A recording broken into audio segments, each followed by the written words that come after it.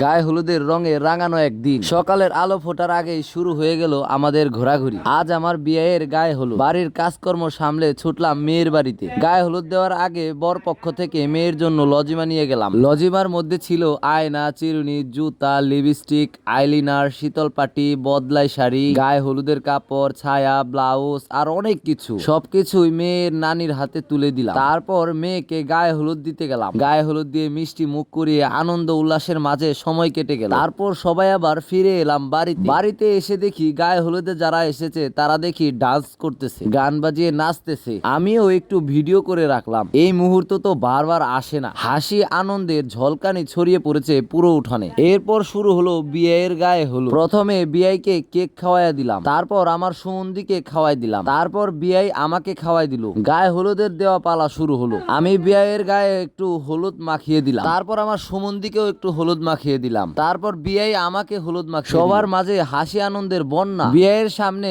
টাকার বাক্স দেখে আমার মানিব্যাগ থেকে 100 টাকা বের করে দিলাম, আর সে এক হাসির মুহূর্ত। এই ছিল গায়ে হলুদের আনন্দময় মুহূর্তগুলো। এত সুন্দর সময় কাটলো যে কখন যে দিন শেষ হয়ে গেল তা টেরই পেলাম। ভিডিওটি ভালো লাগলে শেয়ার করবেন, পেজটি ফলো করতে ভুলবেন না কিন্তু।